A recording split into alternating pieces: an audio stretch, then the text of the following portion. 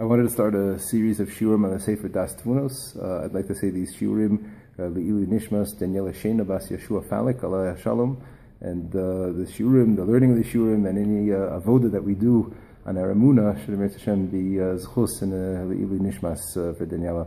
So we're just going to start in the Sefer. Maybe I'll record like an introduction to the Sefer separately, speaking about the Ramchal a little bit and what the Sefer is about, but I want to just get started into the Sefer right away. So the Sefer is a dialogue between the neshama and the seichel, discussing yisodos of emunah, discussing fundamental ideas about emunah in the context of a dialogue between the soul, who is seeking the answers, and the seichel, the intellect that is the mentor over here, the one providing the answers. Let's see. So Aleph, Amra Neshama, Havasi v'ritzoni li'yasyev aqtas dvarim me'osim shnemar b'hem v'ashivos elu v'vecha ki Hashem hu Elokim. It is my desire and my drive to understand some of the things about which it is said v'ashivos elu v'vecha, that you should bring it into your heart ki Hashem hu Elokim. Harei heim mi'ikrei emunasenu shechayev kol adam lirdof acharei yediyasam kol asher tasig yado. I'm talking about the ikrei emunah. I'm talking about those fundamental aspects of belief that we have that I want to understand better. Beis Amra Seichel, says the Seichel, Ana Panayich Muados, Hine Ikrim Him Yud Gimel, Val Eze Mehem Tirti Lisbonein. He says we know there are 13 Ikrim, there are 13 fundamentals of belief, right? You look at the back of the Siddur after Shachris, there's the 13 Yud Gimel Ikrei Emunah. And so which one of them are troubling? This is what a Jew has to believe. If the neshama has an issue with one of them, so what's the issue? Which ones are problematic? So the neshama responds, Gimel, Amra Neshama, Hine Kola Ikrim HaYud Gimel. So he first wants to clarify, she wants to clarify, the neshama wants to say first the following. I want you to understand, I'm a Jew and I'm a believing Jew. I have no questions of the emunah, and I accept as true all of the 13 principles. However, some of them I understand, and others I have difficulty with, and I believe them, but I want to understand them better. I accept all of them without any questions, without any doubts whatsoever. There are those that I believe and I also understand them. They also make sense to me. Yeah, and there are those that I believe in with emunah, but I don't understand them. I can't say that I grasp them. I believe them because I have to. Dalit, Amra Seichel, okay?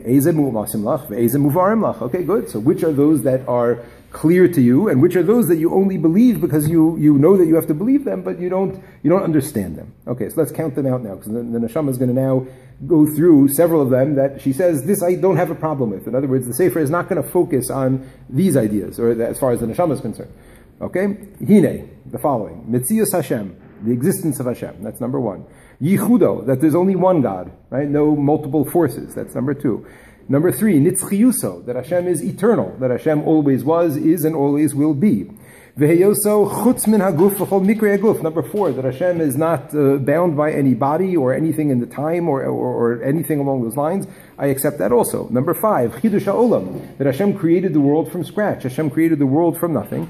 Nevuah, that Hashem communicates with us through prophets. Hashem conveys His will to us through prophecy. I accept that also. Nevuas Moshe, I accept that Moshe Rabbeinu is the master Navi, the one Navi, that there will never be another Navi like Moshe Rabbeinu.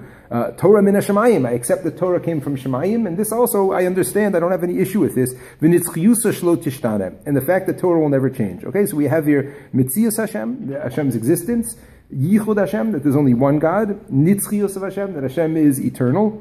Yeah, Vayosu chutz min haguf v'chol mikrei guf, that Hashem has no physical manifestation. Chidush ha'olam is number five. He created the world from scratch. Nevuas Moshe, Torah min Hashemayim, v'nitzchiyusa shelo tishtana, that the Torah will never change. So there's 9 of the 13 that I've got clear, that I have no problem with, and I understand these. They make sense to me. It's logical. I believe it. Aval ha'hashgacha, but that Hashem controls the world.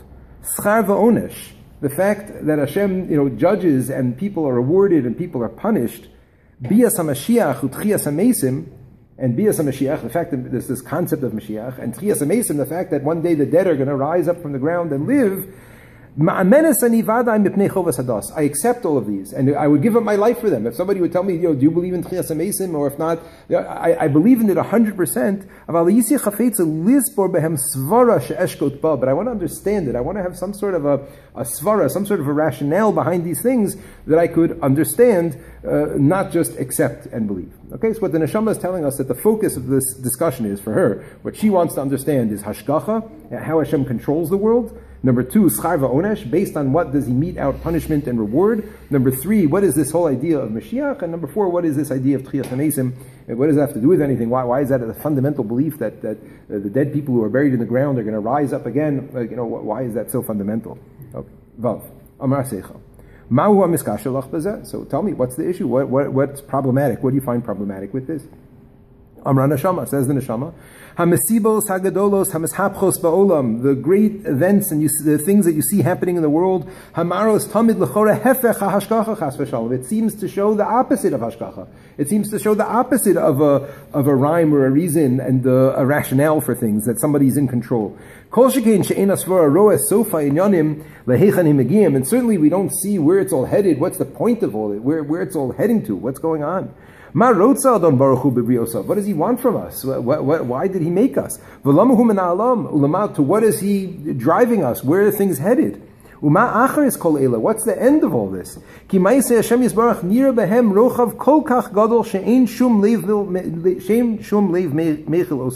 It seems that the ways of Hashem are so broad and so vast that nobody could possibly understand them. I would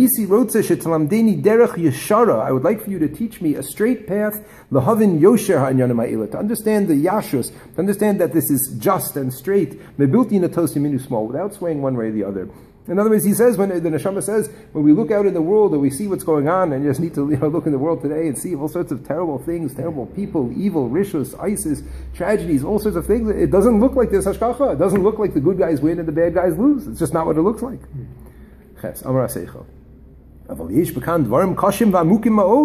But one second, neshama, you're asking questions here that are extremely difficult and extremely deep. Kagon, like tzaddik v'ralo, rasha v'tovlo. You're asking why do bad things happen to good people? Why do the righteous suffer? Why do the evil prosper? Sheneskashu al gedolei chachamim v'neviim, v'afilu Moshe Rabbeinu alav hashalom, she'ef shal asigam. Even Moshe Rabbeinu is questioning this idea of tzaddik v'ralo. Moshe Rabbeinu himself asked Hashem, why do bad things happen to good people? These are things that are impossible to grasp. So, I mean, this is your problem. You want to know more than Moshe Rabbeinu? You want to understand more than Moshe? Test. Amar Neshama. Hapratim shelo uchol lahavin hine aniach. No, the details that I can't understand, why this bad thing happened to this good person, the details that I'm willing to leave on the side. Ach shehaklalim lafachos yu biyadi yesharim. But at least the rules, the ideas of what guides the principle. Why is it that bad things can happen to good people in this way? I don't need to know why this righteous person suffered. I need to know why can it be that righteous people can suffer. I want to understand it. I want a framework. And then what the things that I can't grasp in my intellect, he quotes from the Mishnah in Pirkei Avos, it's not my job to figure it all out. It's not my job to have all the answers, why this happened and that happened. But I want a mahalich, I want a derech. I want to be able to, if I'm sitting next to somebody at a park bench on an airplane, and they say to me, how do you understand, evil if God is so good? I want to have an answer. I want to be able to explain myself. Yud, Amar Seichel. Zeh vadai shekadosh baruch hu hekim olamo al mishpat. So there's no question about it that Hashem founded His world on justice. Uminhago b'mishpat yasher v'neman, and that He runs the world in a just, trusting way. V'zeh davar tiriyosel barer b'lishum safek. And this is something you'll see clearly without any doubt. Ukmo she'ed aroa neman, and just like Moshe Rabbeinu testifies in the Torah, Hatzur tamim pa'alo ki kol drachav mishpat. Hashem is the rock. He's perfect in His ways. All of His ways are mishpat, are justice. El emunah vein avel tzaddik v'yasharhu. He's a God a trustworthy God, without any waywardness, no avel, no twisting of the law. Tzaddik v'yasharhu. He's perfect and just. Yud Aleph, Amar Neshama. Yoshar hamishpat hazeh v'omek ha'etza hashlema hazos shezacharta. That's what I want to understand. How can the Torah say Hashem is just and perfect and all these things, and I look in the world and I don't see it? So obviously there's a way to shtim it. Obviously there's a way to put it together. That's what I want to understand. Davar al burio, to understand everything with clarity. This is the introduction to the Sefer. We're going to stop over here, and Mitzvah Shem will continue next time.